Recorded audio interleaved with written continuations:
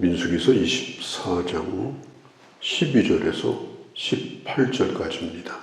발람과 발락의 본심은 이스라엘을 저주한 것이었습니다. 모압 왕 발락은 거짓 선지자 발람에게 충분한 대가를 주고 대가를 받기를 원했습니다. 발람도 똑같았습니다. 왕이 주는 복채를 충분히 받고 자기 하고 싶은 대로 저주를 하고 싶었습니다. 그런데 하나님이 막으심으로 그의 뜻대로, 그의 본심대로 되지 않은 거예요. 그래서 악한 일로 만난 이 발락과 발람의 관계가 결국은 깨어져 버린 것입니다. 3번씩이나 시도를 했습니다. 참 말이 안 되는 얘기죠. 한 번으로 끝난 것도 아니고 3번씩이나 저주하려고 시도를 했는데 하나님께서 이 발람의 눈을 뜨게 해주셔서 하나님이 어떤 분인지, 자기가 어떻게 해야 사는지를 스스로 깨닫게 하셔서 그 일을 못하게 하신 거예요. 그렇게 하자 이 모압 왕은 10절 11절에 보면 발람에게 얘기합니다. 이제 그만두고 집으로 돌아가라. 이 발람은 자기 뜻대로 되지 않은 것을 감사하고 회개하고 집으로 돌아갔으면 얼마나 좋았을까요? 그런데 아쉬워했습니다.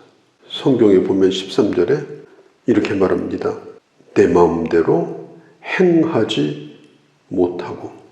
내 마음이 뭐겠습니까? 하나님의 백성을 저주하고 복채를 받는 것이었는데 이 발람의 뜻대로 되지 않았다는 거예요.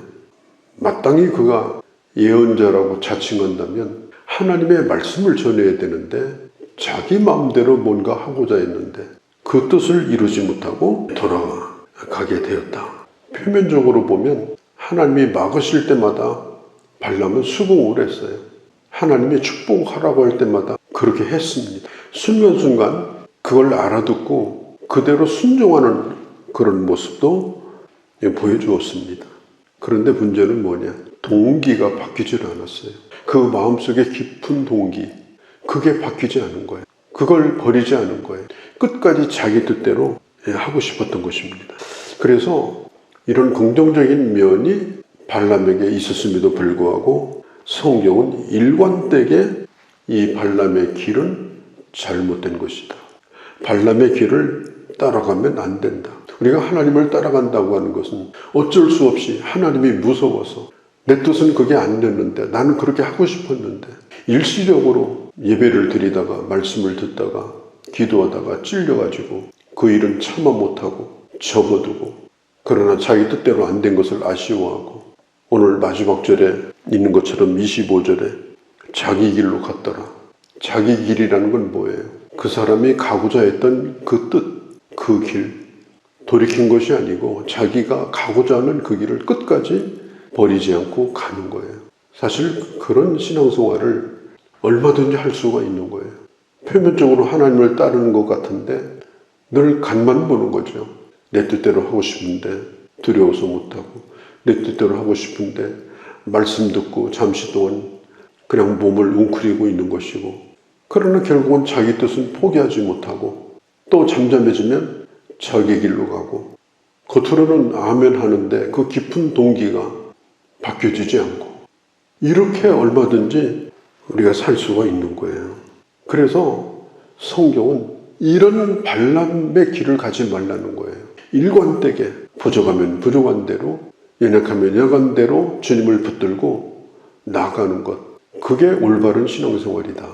발람처럼 이렇게 하지 말라. 발람의 길을 가지 말라. 베드로후서 2장 15절에도 분명히 말했습니다. 그는 불의의 싹을 받고 그는 하나님의 백성을 저주하려고 한 자다. 그가 바란 것은 불의의 싹이었습니다. 하나님이 말씀하실 때 일시적으로 무릎을 꿇었지만 오늘 그가 반복해서 말하잖아요. 내가 눈을 떴다고. 눈을 떴으니 얼마나 감사해요. 발람이 말하잖아요. 내가 보게 되었다고. 보게 되었을 때, 눈을 떴을 때, 하나님의 말씀이 들려졌을 때 그때 하나님 앞에 돌이키면 얼마나 아름다운 얘기가 되겠습니까? 자기 스스로도 얘기하잖아요. 이제 내가 깨닫게 되었다고. 내가 이제 알게 되었다고. 내가 이제 보게 되었다고. 15절 16절에 눈을 감았던 자가 보게 됐다. 환상을 보는 자가 지금 말한다. 자기 스스로가 자기가 지금 그렇다는 거예요. 눈을 뜨게 해주신 은혜가 얼마나 큰 겁니까? 기회를 주신 거잖아요. 그런데 결국은 자기 길로 가고 말았다. 그게 바로 발람이 갔던 길입니다. 이민숙이라는 책 가운데 굉장히 긴 부분을 이 발람의 얘기를 해요. 발람이 좋다 나쁘다 한마디도 평가가 없어요. 이것을 읽는 사람에게 스스로가 판단하게 만듭니다. 스스로가 고민하게 만드는 거예요. 우리 스스로를 발람을 바라보면서 한번 비춰보기를 원하는 거예요. 그래서 성경이 이 발람의 이야기를 자세하게 펼쳐놓고 우리로 하여금 읽게 하는 것입니다. 사람의 마음이 얼마나 뿌리 끝까지 부패되었는가. 돌이켜서 하나님 앞에 돌아와서 다시 올바른 길로 걸어가는 것이 얼마나 큰 결단이 필요한가. 그런 것을 우리에게 보여주고 있는 것입니다. 그런데 발람이 자기 고향으로 돌아가기 전 마지막 하나님이 주신 예언을 합니다. 그 예언의 말씀이 17절서부터 시작이 돼요. 후일에라고 말합니다. 가까운 일이 아니로다. 17절에 아직 일어나지 않은 훗날에 이것은 일어날 일이다. 이 예언은 다윗이 나타날 것에 대한 예언이죠. 300년 후에 이 예언이 이루어졌습니다. 그러나 다윗으로 말미암아서 이 예언이 성취된 것이 아니라 오늘 성경에 보면은 한 별이 나타날 것이다. 그 별은 이 규라는 말은 권세와 능력을 가진 지팡이를 뜻합니다. 그가 나타날 것이다. 그때에 그가 왕권을 가지고 이스라엘을 통치하게 될 것이다. 이때로부터 1400년 후에 예수 그리스도가 나타나게 됩니다. 참 놀라운 것은 하나님은 이 발람이라는 사람을 통해서도 하나님의 말씀을 스피커로 사용을 하셔서 말씀을 하고 있는 것을 볼 수가 있어요. 17절에 한 별이 야곱에게서 나오며 이것은 예수 그리스도께서 다윗의 자손에게서 태어날 것을 말씀하셔요. 그때 당시는 나침판이 없었습니다. 유일하게 방향을 잡을 수 있는 것은 하늘에 있는 별입니다. 항상 떠 있는 별을 보면서 항해도 하고 여행도 하고 그게 방향의 표준이 되었거든요.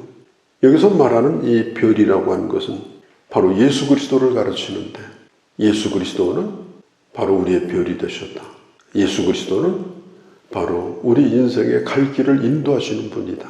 일관되게 옳은 길로 바른 길로 영원히 사는 길로 그를 바라보면 그를 따라가면 사는 길로 나갈 수 있는 그런 우리의 나침판이 되시는 분이다. 그 이후로 이제 유다가 망하고 이스라엘 백성들이 바벨론으로 포로 잡혀갑니다. 그때에 포로 잡혀갈 때 유대인들이 아마 민수기를 가져갔을 거라고 추측을 합니다. 이 민수기를 유대인들만 읽은 것이 아니라 이 동방에 있는 지혜자들도 이 민수기를 읽고 연구를 했을 것이라고 추측을 합니다. 특별히 별을 연구하는 자들, 별을 연구하면서 미래를 예측하는 사람들이 이 한 별이 야곱에서 나오는데 그 별이 도대체 뭐냐? 그걸 깊이 생각하고 연구합니다. 그렇게 하는 가운데에 이들이 동방에서 예수 그리스도가 태어날 때 그 별을 발견하게 됩니다. 그리고 그 별의 인도를 따라서 베들레헴까지 오게 되고 예수 그리스도를 경배하는 이런 장면으로 이어지는 예언적 말씀, 그게 바로 17절의 말씀이고 동방의 박사들이 태어나신 예수님을 경배하러 왔던 그것은 바로 예언이 이루어진 사건이다. 이렇게 볼 수가 있는 것입니다. 그 뒤로 15절에서 24절까지 에돔, 그 다음에 아말렉, 겐족속, 아수르, 그 다음에 에벨, 여러 나라가 지금 나오거든요. 자세히 읽어보면 다 망한다 그런 뜻이에요. 이때 당시 이스라엘 주변에 힘 있는 나라들입니다. 또 앞으로 일어날 나라들입니다. 다 망할 것이다. 누가 누구를 저주한다고 해서 그 저주가 임하고, 누가 누구를 나쁘게 하려고 나쁜 말을 한다고 해서 그 사람이 나쁘게 되는 게 아니다. 특별히 하나님의 택함을 받은 하나님의 백성은 하나님께서 끝까지 지켜주신다.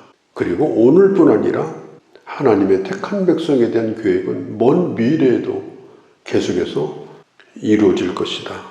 인간의 무슨 주술, 인간의 무슨 뭐 이런 거 가지고 사람의 운명이 좌우되는 게 아니다. 오로지 하나님의 백성은 하나님께서 주장하신다. 그것뿐 아니라 나라의 미래도 그렇다. 하나님의 주권 가운데 하나님께서 하나님의 교회를 보호하시고 하나님의 백성들의 기도를 들으시고 이 나라를 하나님께서 주정하실 것이다.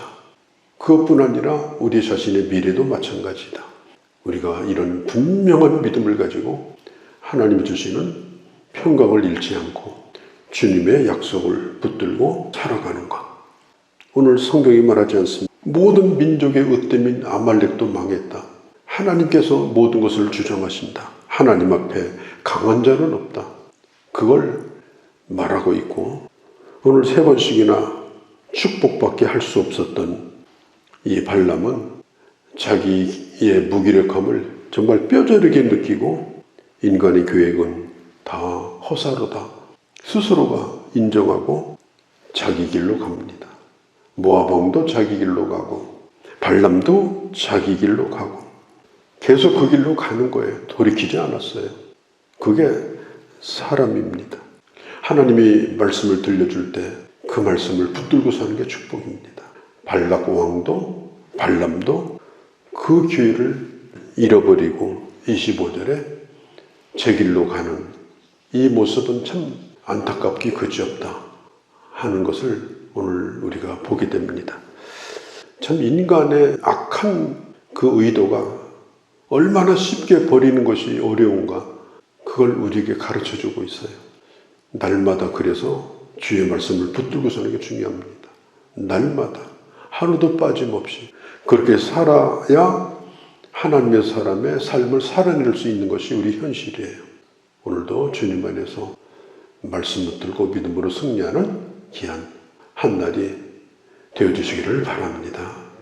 거룩하신 우리 아버지, 저희들 주께서 이렇게 길게 말씀하시는 바, 이 뜻이 무엇인지, 우리에게 말씀을 통해서 계속 설득하고 있는 하나님의 마음이 어떠한지 우리 자신을 다시 한번 돌아보게 하시고, 내 스스로가 지금 보인다, 내 스스로가 지금 깨달았다고 말하는 것으로 끝나지 아니하고 그 말씀을 잃지 않고 그 말씀 붙들고 돌이켜 믿음의 길을 걸어가는 그런 끊임없는 결단 속에서 이 불확실한 이 세상을 승리하며 살아가는 저희가 되게 하여 주옵소서. 우리 주 예수님의 이름으로 기도하옵나이다. 아멘.